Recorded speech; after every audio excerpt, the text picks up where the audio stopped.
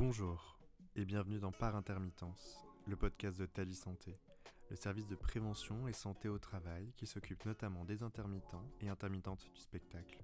Je m'appelle Pierre-Emmanuel et je suis infirmier en santé au travail. Je vous propose d'aborder la santé et la prévention sous un nouvel angle, en écoutant le témoignage d'intermittents et d'intermittentes du spectacle qui nous parlent de leur parcours, leur métier et de son impact sur leur santé. Comment font-ils pour faire face aux risques professionnels et continuer à travailler dans les meilleures conditions possibles ? Leur passion pour leur métier permet-elle d'absorber tous les aléas ? C'est ce que nous allons tenter de mettre en lumière. Installez-vous confortablement et faites connaissance avec Jérémy, cascadeur. Bonjour Jérémy. Bonjour Pierre-Emmanuel. Merci d'avoir accepté de participer au podcast de Par Intermittence. Alors, est-ce que tu peux nous parler de ton métier, le définir si c'est possible, et un peu parler de ton parcours ? Alors moi je suis cascadeur. Le définir, c'est simple, c'est le goût du risque et la préparation dans toute la sécurité nécessaire pour évaluer le danger et de manière à ce que ça ne soit plus un danger, mais juste une action à effectuer. Est-ce qu'il y a des écoles de cascadeurs ou de cascadeuses ? Est-ce qu'il y a un profil type ? Comment ça s'organise pour faire ce métier ? Alors un profil type, il n'y a pas tellement de profil type parce que ça va dépendre des doublures, ça va dépendre des demandes. Maintenant, oui, en effet, il y a un centre de formation qui s'appelle le Campus Univers Cascade. Le nom n'est plus à faire aujourd'hui, dans lequel je suis sorti il y a plus d'une dizaine d'années, il y a 12-13 ans. Tu as toujours voulu être cascadeur ? Alors non, moi de base, je voulais être vétérinaire. Et en fait, j'ai rencontré un cascadeur lorsque j'avais 18 ans. Et j'ai vu que c'était possible, j'ai vu que c'était un métier. Et du coup, je me suis dit, en fait, oui, c'est possible. Donc, qu'est-ce que c'est que ça ? Et je me suis entraîné. Et puis ensuite, j'ai intégré ce fameux campus qui avait à l'époque qui avait que 3 ans. Et ensuite, on a formé une team avec des potes et le directeur du campus, Lucas. Et ensuite, on a fait des spectacles. Et ensuite, cinéma. Je suis allé chorégraphier le Marvel Show. Et puis après, on a chorégraphié d'autres trucs, d'autres séries, des films, etc. Et tu es passé par une fac de sport ? Oui, j'avais intégré la fac des sports avant d'intégrer le campus parce que je voulais être cascadeur, mais il n'y avait pas encore le campus qui existait, bref, il n'y avait rien. Et je me suis dit, en premier lieu, je vais me donner un bagage, je vais me donner de la connaissance dans le sport. Voilà, on a étudié la biomécanique, la physiologie, on a étudié l'entraînement sportif, comment bien s'échauffer. Parce que moi, venant du monde hip-hop, du karaté et du parcours, l'échauffement, j'avais quelques notions, mais moi, c'était un équilibre et puis c'est parti, quoi. Lorsqu'on a préparé l'enregistrement de cet épisode, tu m'as dit que le cascadeur, c'était un acteur en mouvement. On doit accompagner le mouvement. Est-ce que tu peux nous expliquer pourquoi tu dis ça ? Quels sont les différents types de cascades ? Est-ce que c'est très charté ? Est-ce que tu peux nous parler un petit peu plus de ça ? Alors la cascade, c'est vaste. Il y a la cascade mécanique, donc c'est tout ce qui est motorisé. La cascade équestre, donc c'est tout ce qui va être à cheval. Et la cascade physique, donc c'est ce dans quoi je suis spécialisé. Et là, c'est le mouvement.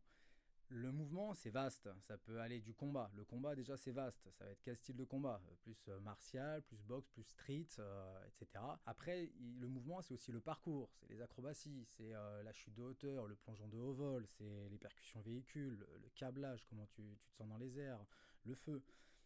Tout ça, au final, c'est très très vaste. Donc, chaque cascadeur a ses prédominances, les choses qu'il aime, qu'il n'aime pas. Voilà. Moi, ce que je recommande, c'est d'être polyvalent. Moi, je préconise un bon cascadeur, si on peut dire là. C'est quelqu'un, au final, pour moi, qui va être capable de gérer son corps tout en prenant en considération l'espace environnant dans un domaine sécuritaire. Donc le cascadeur, il est acteur de sa santé et de sa sécurité lorsqu'il travaille. Il n'a pas le droit à l'erreur. Alors, le cascadeur, quand on signe des contrats en tant que cascadeur, on signe cette petite ligne aussi qui dit que si jamais il nous arrive quelque chose, allant jusqu'au décès, on autorise les images à être diffusées. Quand tu signes ça la première fois, tu tiltes.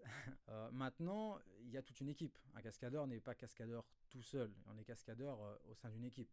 Il y a un coordinateur cascade qui va être là aussi, qui va appeler toute son équipe, qui va monter toute son équipe de cascadeurs, en fait. Le cascadeur, il faut qu'il puisse gérer sa sécurité, plus celle aussi éventuellement du comédien, enfin de l'espace environnant, et tout ça dans des mouvements balistiques, des mouvements très rapides parfois. Une chute, on n'a pas le temps de tilter, j'ai posé la main là, tout ça. Non, il faut tout ça que ce soit prévu en amont. Donc c'est important que le cascadeur soit bien coordonné avec son corps. Pour moi, c'est primordial. Tous les cascadeurs ne le sont pas forcément. Comme je dis, ça dépend des facultés de chacun. Mais selon l'action, c'est important qu'il puisse la gérer, en fait. Donc c'est important que le cascadeur puisse se connaître de manière à ce que lorsqu'on lui demande est-ce que ça te tente de chuter du 3e étage, que le cascadeur, s'il dit oui, ça veut dire qu'il il a au moins une notion de lui dans l'espace, quoi, en chute libre. Il faut déjà que ça, il le sache, parce que personne, une fois que l'action est lancée, on ne peut plus rien faire. Les gens derrière la caméra, ils ne peuvent plus rien faire, en fait. C'est vraiment lui qui gère sa situation. Après, il y a 2 styles de cascade. Il y a ce que j'appelle la cascade passive et la cascade active. La cascade passive, c'est celle que tu es cascadeur et puis on te met là, tu fais la doublure de l'acteur et puis la maison elle va exploser à côté de toi. Donc tu te mets en protection, bref, tu gères quoi. Donc là, c'est celle que tu subis. Voilà, tu es pendu par les pieds, par exemple, sur la série Versailles, j'étais pendu par les pieds pendant 15 minutes. On l'a fait 2 fois. Clairement, c'est la cascade que tu subis. Pour moi, c'est la pire que j'ai vécue de ma vie. Parce que, alors ne le faites pas chez vous, ne vous pendez pas par les pieds chez vous, parce que le sang monte à la tête et qu'à un moment donné, il y a un gros afflux sanguin qui vient à la tête qui fait que tu peux t'évanouir.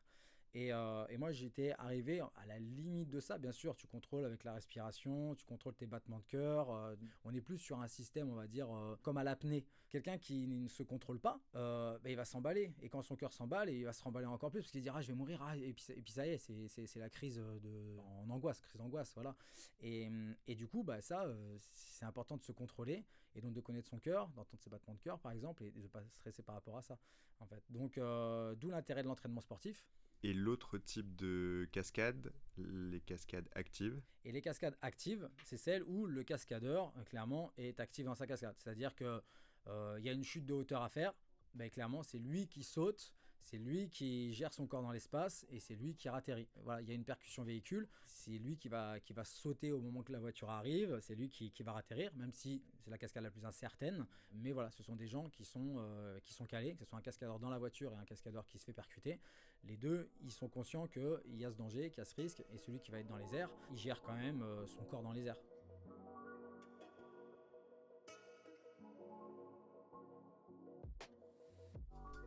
Comment on trouve du travail lorsqu'on est cascadeur ? Alors comme tout intermittent, en France, ça marche beaucoup par contact, parce qu'on n'a pas de syndicat exactement. Donc c'est plus par contact, il faut que le feeling passe, un peu comme un acteur avec son réalisateur, quoi. Et puis après, l'expérience aussi. C'est important. Si on ne te connaît pas, mais que tu as l'expérience, parce que tu viens du Canada, d'Angleterre, tu as tourné sur tel truc, on va demander. Quand tu es bleu, que tu as fait des petits courts-métrages entre potes, là, on va te tester plus sur des petits trucs. Moi, je sais que sur Lucie, par exemple, j'étais dessus, c'était mon premier gros projet avec la Flickr Action, c'était vraiment top. Dessus, j'ai esquivé une voiture, mais c'était génial pour commencer, en fait, parce que tu dois connaître tout ce terrain, qui c'est Besson, qui c'est l'assistant réalisateur, qui c'est bref, le régleur cascade, quoi, il sert. Enfin voilà, l'ingé son, il est où, il fait quoi. Enfin voilà, et toute l'équipe cascade, c'est énorme. Et puis et puis au fur et à mesure, tu fais des plus grosses cascades et ainsi de suite, parce qu'il y a cette confiance qui s'installe. Est-ce qu'il y a une journée type lorsqu'on est cascadeur ? Est-ce que tu sais à l'avance les cascades que tu dois réaliser ou c'est le jour même ? Comment ça s'organise ? Alors la journée type d'un cascadeur qui travaille pas, ça dépend de chacun, j'ai envie de dire. Voilà, moi personnellement, je me lève, je vais m'entraîner, je reviens, je demande s'il y a des trucs, je fais du montage vidéo aussi à côté, donc tu développes tes différentes casquettes et puis go, quoi, c'est l'artistique. Une journée type de tournage, la veille tu as reçu la feuille de service, donc c'est la feuille avec toutes les informations dessus. Tu arrives au petit matin, pour moi je vais direct à l'HMC, donc c'est habillage, maquillage, coiffure. Et puis après en tant que cascadeur, donc soit tu as la journée où on t'a dit ce que tu dois faire parce que tout est précis, tout est calé et du coup tu sais qu'à telle heure c'est ton truc et tout, il n'y a pas de retard. Ou sinon il y a des journées aussi où on a besoin d'un cascadeur, normalement c'est ça qui est prévu, puis en fait la chute elle se transforme en une percu.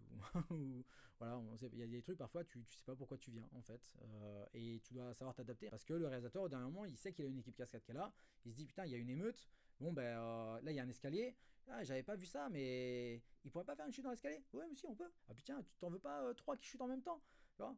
Après ça c'est plus la production qui va dire on a un certain budget, la cascade elle est plus difficile que ce qu'on avait prévu à la base, ça coûte plus cher, enfin voilà. Donc tu viens toujours avec ton propre matériel au cas où, tu as ton propre set. Très bonne question. Le régleur a déjà, lui, un set à lui parce qu'il est au courant du film, il est au courant du scénario, il a lu le scénario, etc. Et il va avoir des protections pour les comédiens, il va avoir des tapis, il va avoir, voilà, il a quand même un set de base. Le cascadeur, lui, son but, c'est de gérer sa sécurité, éventuellement celle d'autrui, mais avant tout, sa sécurité. C'est pas lui qui est responsable, il sait pas forcément ce qui va se passer dans la scène. Et donc, il a des protections. Oui, il peut mettre des protections, des dorsales, des coudières, des genouillères, protection bassin, des casques, des protège-dents, des trucs. Ça dépend ce qu'il y a à faire en fait. Tu vas avoir aussi des harnais pour tout ce qui est câblage, pour voler dans les airs, pour t'accrocher. Tu vas avoir après pour le feu des protections pour le feu. Voilà, donc tu as diverses protections par rapport aux cascades qu'il y a à faire.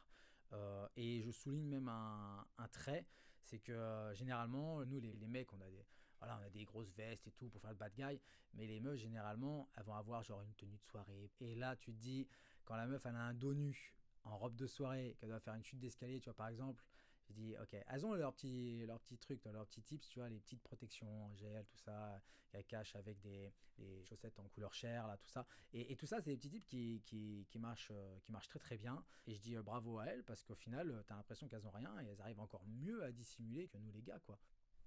Est-ce qu'on peut être coordinateur des cascades et en même temps être cascadeur sur le tournage? Oui, bien sûr, on peut. Alors sur un tournage, moi je conseille pas. Sur un tournage, c'est toujours mieux pour un gain de temps qui est le coordinateur qui soit derrière l'écran et qui puisse manager son équipe de cascadeurs. Sinon, on perd du temps. Mais voilà, moi par exemple sur des projets, alors c'était en motion capture, je coordonnais l'action qu'il y avait à faire, que ce soit des chutes, que ce soit du câblage, et en même temps j'avais la tenue. Parce qu'en fait, on a le retour écran qui est direct, on perd pas non plus des masses de temps, et parce qu'on est sur le mouvement, donc il n'y a pas les faciès, etc. Enfin, sur le projet auquel j'étais. Donc ça dépend. Est-ce que tu peux définir la motion capture?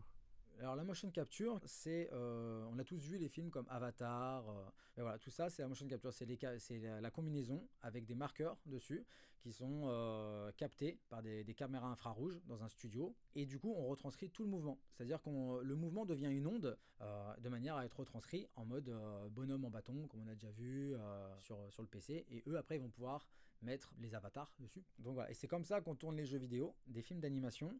Ça peut servir aussi pour la science, ça peut servir aussi pour les projets de VR, réalité virtuelle, voilà. Et pour la motion capture, là on est une team avec Rhinoceros Formation où on ouvre ce secteur de motion capture à différents artistes et l'ouvrir à différentes compétences. Voilà, ça s'appelle motion capture, acting et action. Et c'est Rhinoceros Formation qui fait ça, et on fait des stages subventionnés par l'AFDAS pour tous les artistes auteurs et pour tous les intermittents aussi.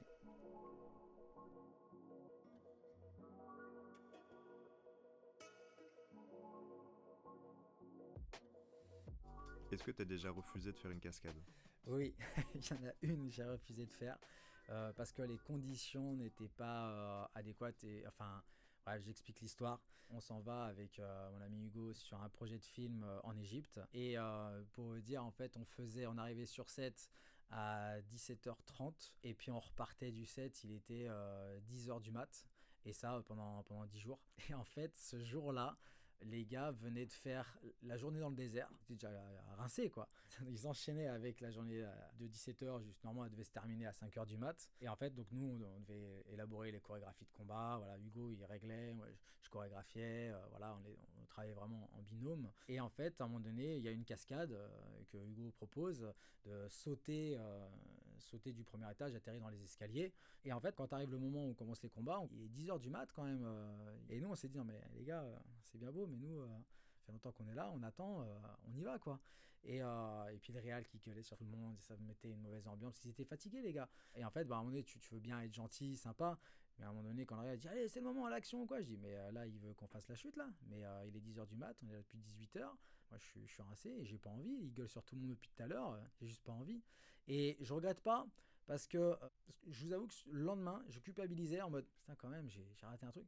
Et en fait, après, en y repensant, je me dis, mais ça se trouve, quand tu fais quelque chose que tu n'as pas envie de faire, ben, tu vas à la blessure, forcément. En fait, tu vas contre ce que ton corps veut faire, quoi. Aller sur le sol, c'est pas donné à tout le monde. Donc, du coup, en fait, j'ai préservé mon corps à ce moment-là, ouais. Et du coup, j'ai refusé cette cascade.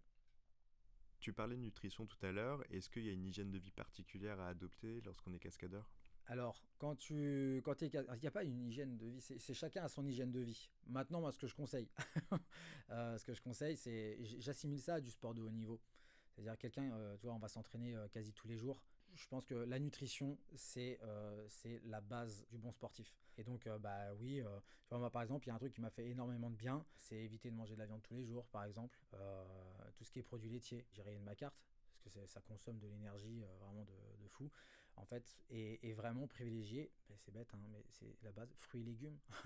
En fait, c'est tout. Et après, des graines, tu vois, tu vois, des cacahuètes, des graines de courge, etc. Voilà, tu sais, ces petits déjeuners, là, tu sais, c'est la mode sur Instagram. Voilà, tu fais une banane, un kiwi, du pollen en grains, et puis des noix de cajou, et puis voilà, t'es bien, ton petit déjeuner, il était refait, quoi. En fait, t'as ton apport glucidique, et c'est bien. Tu m'avais dit en préparant l'émission qu'il fallait une certaine solidité mentale et physique. Tu m'avais dit aussi que tu avais toujours été très énergique. Est-ce que tu penses que c'est le trinôme qui fait que c'est plus simple pour toi de faire ce métier? Alors, pour faire ce métier, il y a pas de règle, en fait. Maintenant, moi, j'aime bien travailler avec des gens compétents, donc forcément, le talent, il faut le nourrir avec de la bonne essence, quoi. Donc, on revient sur le truc de nutrition, mais ça, c'est la base, la nutrition. Après, l'entraînement, c'est combien de temps je me stretch, combien de temps je fais de training. Ça sert à rien de passer parfois 6 heures dans une salle en étant fatigué, tu vas rien arriver à faire. Et puis même si c'est bon de faire des entraînements en état de fatigue, parce que ça peut arriver que tu es sur un set, t'attends toute la journée, tu es fatigué, et la cascade, on te demande de la faire à minuit, on a pris du retard, tout ça, et à minuit, bah, ton corps est endormi, bah, là tu dois te réchauffer, tu dois te redynamiser. Il faut que tu connaisses ton corps, faut que tu saches t'échauffer là en 5-10 minutes rapidement par rapport à la cascade qu'il y a à faire. Et du coup, je parlais aussi du sommeil. Le sommeil, c'est primordial. C'est primordial. Moi, pendant de longues années, j'ai tourné à 8 jours semaine. C'est pas un truc à faire, hein. Je dormais 5-6 heures par nuit. Mais pendant le confinement, j'ai appris à me reposer, j'ai appris à dormir. Parfois, juste une sieste de 20 minutes et t'es reparti pendant les lustres. Alors qu'avant, je me disais, non, je vais surtout pas faire une sieste, m'endormir parce que je vais perdre 20 minutes. Mais si c'est pour après gagner 3 heures d'efficacité réelle, autant les perdre ces 20 minutes. Parce qu'elles sont pas perdues au final, elles sont productives. Est-ce que tu auras un conseil à donner à une cascadeuse ou un cascadeur qui débute ou qui a envie de faire ce métier? Le conseil que je peux donner, c'est d'être à l'écoute déjà des aînés aussi par rapport à l'expérience qui se fait, et d'être à l'écoute aussi de soi, parce qu'au début on veut tout faire, on veut rien louper, tout ça, et c'est une bonne chose, c'est une bonne vertu, mais on n'a pas tous le même background énergétique. Moi, je suis quelqu'un qui, à la base, je suis une pile, et je suis pas le seul, hein, il y en a d'autres. Mais il y en a d'autres, bah, ils ont besoin je sais pas, de 9 heures de sommeil par nuit, ils ont besoin de manger, d'être tranquille, voilà. Mais ça n'empêche pas qu'ils peuvent être aussi des très bons cascadeurs. Seulement, ils vont avoir leur façon de process. Et ça, c'est important. Ça dépend de ta manière de t'entraîner, de ta manière de concevoir la chose. Voilà. Et après, j'ai envie d'accentuer aussi le fait, mais ça, c'est valable dans tous les domaines, pas que dans la cascade, mais c'est la composante psychologique. On n'en parle pas assez, mais c'est important de se connaître soi-même, de savoir ce qu'on peut faire, ce qu'on peut pas faire, et de savoir aussi, c'est bête, mais il y a des gens avec qui on n'aime pas travailler, par exemple. Donc c'est important, voilà, il y a des séances de psy, hein, ça veut pas dire qu'on est fou ou quoi, c'est juste que c'est une maladie à traiter, et qui parfois c'est même pas une maladie, c'est juste se connaître soi-même, et que parfois c'est pas ton entourage, je sais pas, qui va boire des bières dans les bars ou quoi machin, qui va forcément t'aider à trouver les bonnes réponses ou les bonnes questions, hein. Donc voilà, ne pas négliger cette santé-là. On a la santé physique, mais il y a aussi la santé mentale. Donc faut y aller, quoi. C'était le 13e épisode de Par Intermittence, un podcast de Thalys Santé, le service de prévention et santé au travail qui s'occupe notamment des intermittents et intermittentes du spectacle. Merci à Jérémy pour son témoignage et à la lettre du musicien qui nous accueille dans son studio. Nous nous retrouvons très prochainement pour un prochain épisode. D'ici là, rendez-vous sur thalyssanté.org et les réseaux sociaux pour vous informer sur la prévention et la santé au travail.